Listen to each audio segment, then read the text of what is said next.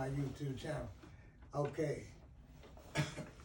Today's lesson is going to be on a lesson called Domestic Distractions. Domestic distractions. Now, there's all kind of things that are put upon us or easily received from us, and I'm going to be calling them, and this lesson is about the distractions of what's in front of us that throws us off to focus on something else instead of what's right in front of us many times, or what's close to us, whether it's a danger, potential danger, something that can stop one from having freedom, and even something that can cause one to lose their life. There are many distractions, so I would like us all to learn to pay attention through this lesson. All right? Before we get started, I would like you to subscribe to my channel. Just push the subscribe button. Support this thing I have going on, this design that I've created. We all have designs. We all have gifts. And what we need to learn to do, aside of going against someone's gifts, is support those gifts. Many of us wish we had friends that were famous, that were rich, or whatever, that can support us in something that we want to do. So it's a good idea to check ourselves, look in the mirror and ask ourselves, are we supportive or non-supportive towards our fellow brother and our fellow sister, right? And I'd like you to be supportive towards me as I am towards you all, okay? So just push the subscribe button. This paper is called Domestic Discussions. It says, how does one define distractions? It's called domestic distraction, excuse me. How does one define distraction? The word distraction is defined as having one's thoughts or attention drawn away. It's being unable to concentrate or give attention to something domestic, to something. Domestic distractions are known as very powerful components when it comes to diverting, deflecting, or allowing yourself to be sidetracked from a major goal, an assignment, an intimate relationship, or a God-given purpose in your life. Ask yourself questions, right? Now, I'm telling you, man, we all have those dreams. Like I was saying, we have dreams and we have goals. And many times, like myself, I remember being distracted, going and participating and going to other neighborhoods to fight other youth and other people and being involved in things when I should have been in school. I should have been paying attention and not allow myself to be distracted. But I was distracted, like many of you. Not all of you, but many of you have been distracted, right? Something was more attractive outside the schoolyard. Something seemed more attractive on the street corners or your neighborhood, or behind the stop sign in your neighborhood where you couldn't get past the stop sign or the stoplight. So you really want to take this in about being distracted, you know. And even in our relationships, people distract us by saying things that many times are not true. Okay, number one says, ask yourself a question. It says, number one, when you're striving for your life purpose, are you attracted to your purpose or distracted from your purpose? Are you attracted to your purpose? Now, attraction is a drawing, yearning thing, right? That's trying to pull you, right? Some pulls are stronger than others, but you know, you really want to get into your purpose, right? Okay, number two. When it comes to most relationships that involve you spending intimate time with your partner at the movies or in a park, are you known to divert or get distracted when an attractive person of the same sex or the opposite sex walks by, right? Are you known to, you know, I just wanted to include that because this is the world that's going on. We'll just keep it real, right? So, you know, whatever your flavor, that's all right, but have you been distracted, right, by somebody walking by? I mean, I've gotten in trouble in the past before I matured to know how to try to control my mind and, you know, learn how to look down sometimes, because things can throw you off. Things can have you in a bad situation where you're with someone you claim to love or you do love, and something or someone or something comes by and just draws your attention, right? It can be a car, it can be a person, it can be anything, dog, whatever, right? But you want to make sure it's not something that draws you from a conversation you're engaging in with your partner, with someone that has maybe some issues or maybe sees something that you don't see. You want to kind of pay attention to that. If they've letting you, if they allowed you to know what they've been seeing, you want to pay attention to that and hopefully stop doing it. All right. Number 3, domestic distractions. Is your distance a distraction, or is there a distraction that's keeping you distant from God? Is your distance a distraction, or is there a distraction that's keeping you distant from God? Right? Now we often are distracted.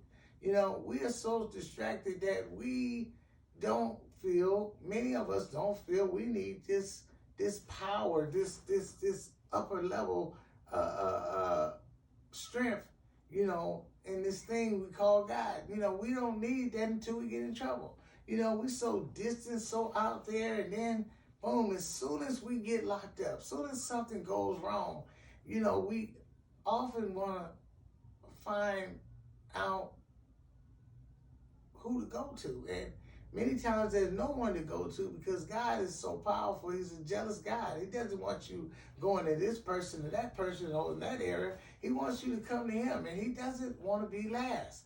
A lot of times we make God last, right? Last, the last person to go to, you know, and the first person to have an answer for us or a solution, right?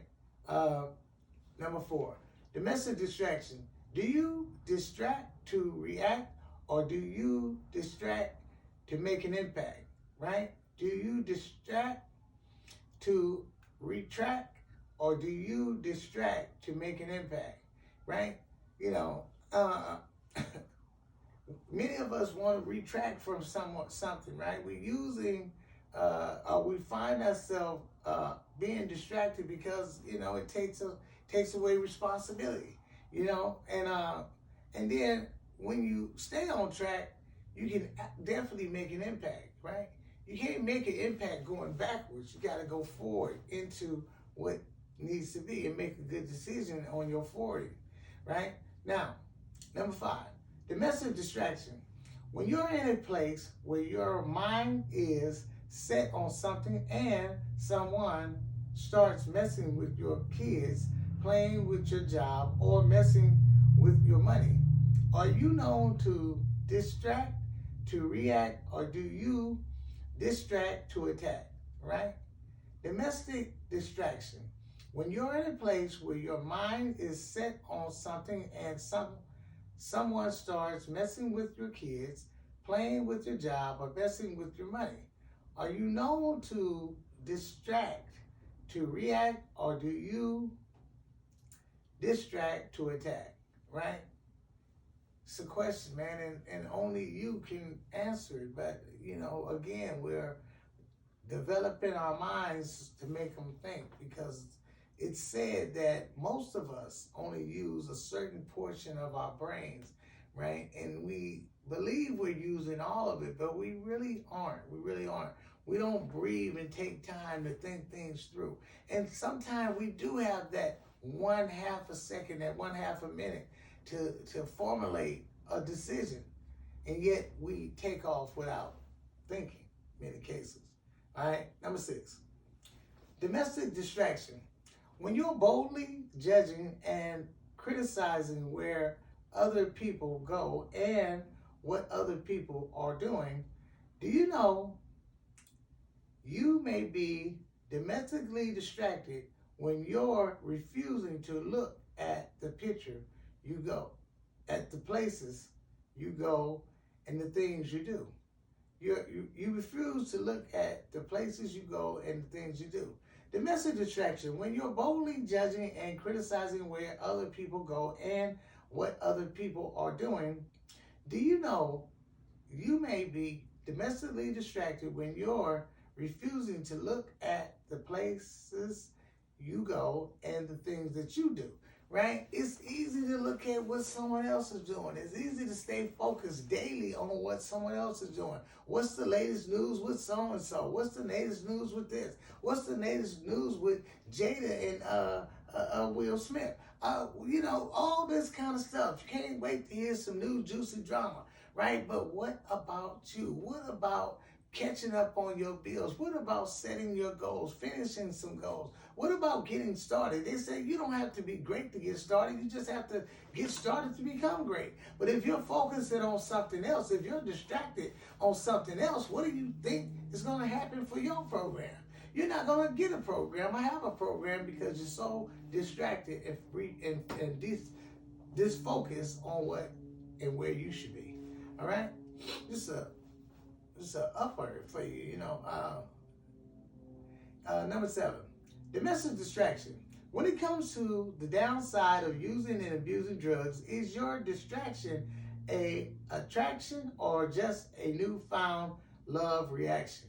Right? Domestic distraction. When it comes to the downside of using and abusing drugs, is your distraction an attraction or just a newfound love reaction? Right? See, sometimes, right, it's like you say love. So when you say love, you're thinking about a partner, you're thinking about a group, or you're thinking about family, right? But it's like, boom, you replace this with this newfound love, right? You begin to be like I once was. Oh, I love the product, I love the substance more than I cared about anything else, right? Oh, yes, I've felt I cared. I wanted to believe I still cared, but my action showed that I cared about using and continuing to use, cared about how I'm going to get the next fix and all that kind of stuff. And many of you are, hopefully not, but many of you are in that same boat, where drugs, the love for family has been replaced by a drug substance, right? An alcohol bottle, a beer bottle, a hot beer at that, right? All right. Number 8, domestic distraction. Is your choice of alcohol and drugs a domestic distraction that's keeping you from living your life to its fullest and taking action? Domestic distraction. Is your choice of alcohol and drugs a domestic distraction that's keeping you from living your life to its fullest and taking action? Right? I mean, hopefully not. Hopefully not, man. And I'm not beating up on anybody. It can be a hell of a struggle. And I want you all to know when you see me riding by and the new ride with the counselor title on the car, just know that I'm going to talk to you.